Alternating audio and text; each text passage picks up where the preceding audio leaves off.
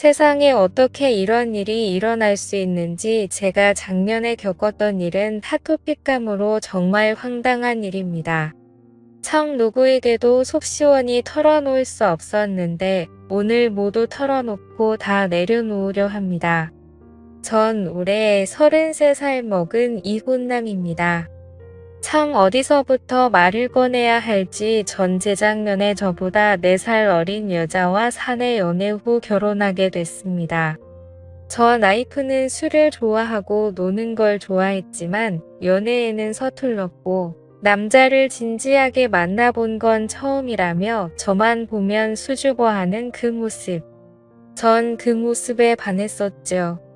저희는 비슷한 집안의 같은 회사에 서로 모난 거 없이 부족한 거 없이 비슷비슷하게 그냥 무탈하게 평탄하게 결혼해 골인하게 되었죠. 신혼여행은 하와이로 갔습니다. 전 와이프는 혼전순결주의자라서 1년 연애 동안 별다른 진도를 빼지 못했기에 하와이에서 지냈던 그 밤이 첫날 밤이었죠. 네, 좋았습니다. 자세한 얘기는 생략할게요. 아무튼 그렇게 행복한 시간을 보냈었고 전 술을 잘 못하지만 전 와이프는 타고난 술꾼이었기에 일정 내내 제가 먼저 골아떨어졌었고 전 와이프는 새벽까지 혼자 술을 마셨는지 아침에 눈을 떠보면 비몽사몽 제 옆에서 잠들어 있었습니다. 그렇게 즐거운 신혼여행을 끝마치고 한국으로 돌아왔고 얼마 지나지 않아서 전 와이프는 임신을 했습니다. 허니문 베이비였던 거죠. 근데 그땐 너무 좋아서 의심할 겨를도 없었지만 생각해보면 아직 아이 기획이 없어서 제가 피임을 했었는데 하나도 의심하지 않고 그냥 마냥 좋아한 제가 미련스럽고 바보 같네요. 전 와이프는 임신하자마자 일을 그만두고 집에서 퇴교를 시작했습니다. 임산부 요가니 임산부 마사지니 아주 여러 방면으로 관리도 받고 퇴교여행 그런 것도 가야 한다고 해서 저기 가까운 일본의 오키나와로 퇴교 여행도 떠났었죠. 혼자 벌기 때문에 좀 부담스러웠지만 내 아이를 가진 와이프가 안쓰럽고 또 힘들어하는 모습을 보니 정말 하나도 아깝지 않았습니다. 임신 막달쯤 되었을 땐 예약해뒀던 조리원이 마음에 안 든다며 걸어놓았던 예약금을 다 날리면서까지 무슨 유명하다는 조리원의 특실로 다시 재예약을 하더군요. 비용이 만만치 않았지만 그래도 해줬습니다. 내 아이를 가진 여자니까요. 임신 중에는 뭐가 먹고 싶니, 뭐가 하고 싶니, 새벽 2시든 3시든 전 와이프가 필요하다는 건 뭐든 다 사다 줬었습니다. 정말 헌신했다는 거 그거 말씀드리고 싶어서 이렇게 길게 주저리 했네요. 지금부터는 편의상 아내라고 친하겠습니다. 이제 본론을 들어가자면 오후 3시쯤인가 아내가 진통을 시작했고 전 아내를 들쳐 업고 병원으로 갔습니다.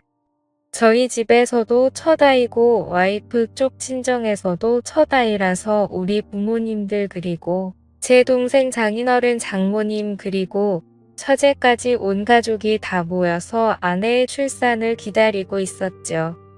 뱃속의 아이가 너무 크고 자궁문도 안 열리고 39주가 되도록 아이가 너무 위쪽에 있어서 의사도 그렇고 제왕절개를 하자고 해서 아내는 제왕절개로 아이를 낳기로 했었죠.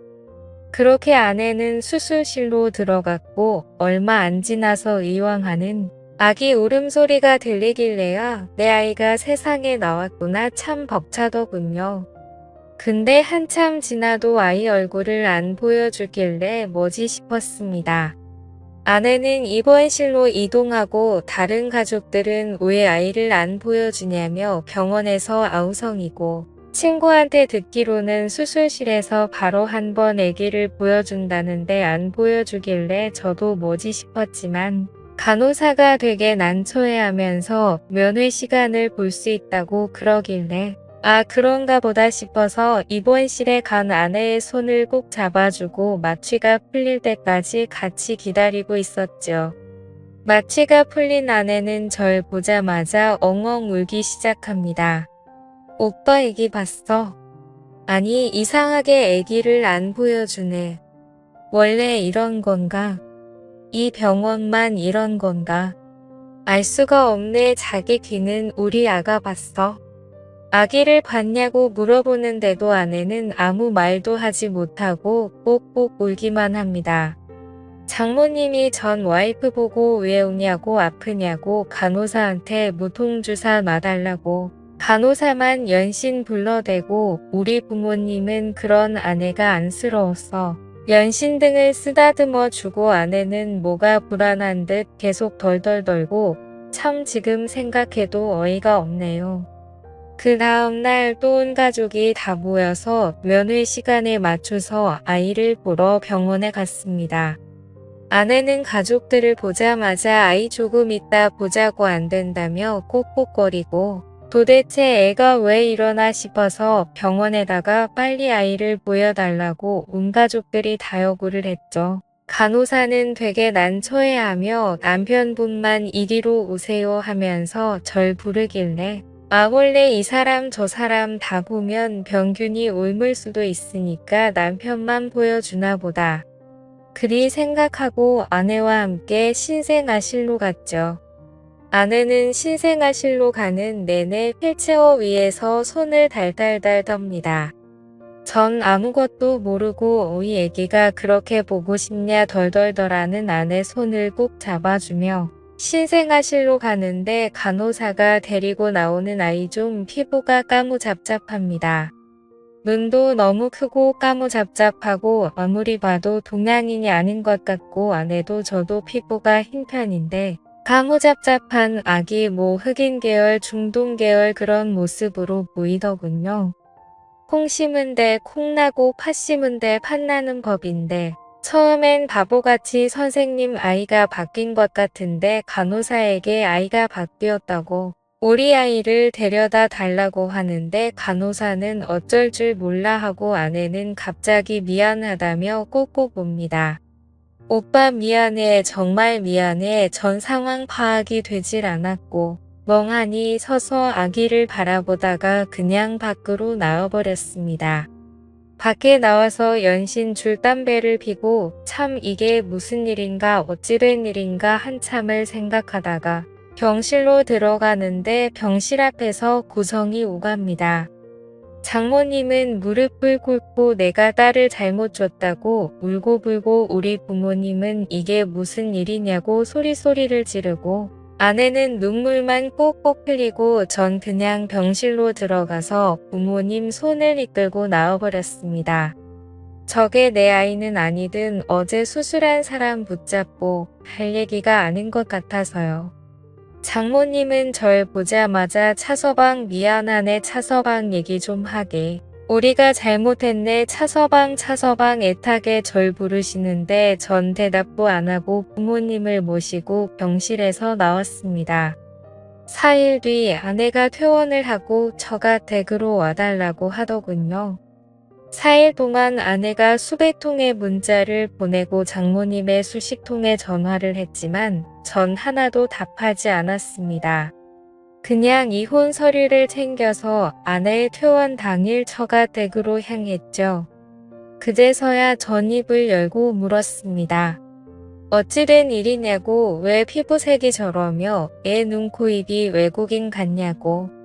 그러자 아내가 하는 말이 오빠가 신혼 여행 내내 밤 10시도 안 되어서 골아 떨어져서 자길래 자기 혼자서 호텔 바에 내려가서 술 한잔하다 보니 어떤 외국인이 와서 말을 걸었고 자기는 그때 너무 만취된 상태였기에 상황 분간도 못하고 그 남자에게 엎어서 어디 해변가에서 그 남자에게 당했다. 술이 너무 취했었기 때문에 난 그게 꿈인 줄 알고 아무 말도 안 했었는데 애가 태어나 보니 그게 꿈이 아니라 실제 있었던 일이구나. 이제 생각이 났다며 참 말도 안 되는 핑거리를 늘어놓더군요. 장모님은 차서방. 우리 딸도 당한 거네. 자네도 알지 않는가? 우리 딸 제대로 된 연애도 한 번 못 해보고 자네한테 바로 시집 가는 거네. 실수지 않는가? 한 번만 용서해주고 아이는 내가 절대 자네 눈에 보이지 않게 잘 숨겨서 키우겠네.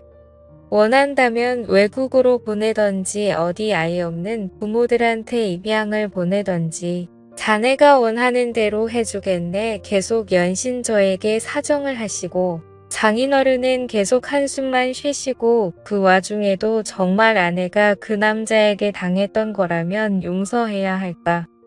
별의 별 수백 가지 생각이 다 들더군요. 제가 아내에게 첫 남자인 건 맞으니까요. 전 고민해본다고 하고 집으로 돌아왔습니다. 그리고 집에 와서 신혼집에서 컴퓨터를 켜서 이것저것 검색을 해보는데 문득 아내가 의심스러워져서 아내의 네이버 아이디로 로그인을 해봤죠. 참 제가 판도라의 상자를 열었더군요. 아내는 네이버 지식인의 처녀 맙수술 그리고 성형 임신 중 친자 확인 해외 입양 등등 참 여러 질문을 올려놨고 그 질문들을 모두 읽어보니 아내에게 제가 첫 남자가 아니라 아내는 수술을 해서 처녀인 척 했었던 거였고 그 남자에게 당했다는 사실을 까맣게 잊고 있었던 것도 아니고 실은 다 알고 있었기에 임신 중에 친자 확인을 할 수 있는지 애를 가족들 몰래 낳을 수 있는지 참 이것저것 말도 안 되는 질문들을 연신 하루에도 두세 개씩 했더군요.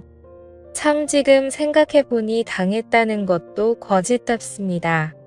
당했으면 남편인 나한테 말해서 그 남자를 잡을 생각을 했어야지. 전 그냥 두말 안 하고 그 지식인 질문들을 프린트해서 이혼 서류와 함께 아내에게 보냈고 아내는 군말 없이 이혼 서류에 도장을 찍었습니다. 그렇게 저의 짧은 결혼 생활이 끝났고 아내는 지금 무얼 하는지 전혀 소식을 모릅니다. 동기에게 물어보니 육아휴직을 끝내고 퇴사했다고 하더군요. 저도 회사에 이미 소문이 다 난 터라 더 회사를 다니기 민망해서 다른 회사로 이직을 했고 참 저도 지금은 담담하게 글을 써내리고 있지만 그때 당시에는 술독에 빠져서 매일매일 술만 마시고 그렇게 지냈었네요. 지금은 그냥 아무 감정도 없고 아무렇지 않습니다. 그래도 뭔가 제 마음속에 남아있는 응어리가 있었는데 이렇게 많은 분들이 보는 유튜브 채널에 제 얘기를 공유하고 나니 뭔가 한결 마음이 더 편안해집니다. 저도 이제 좋은 인연 만나고 싶은데 세상에 아무 여자도 믿을 수 없을 것 같아서 이렇게 평생 혼자 살아야 하나 싶습니다. 긴 글 읽어주셔서 감사합니다.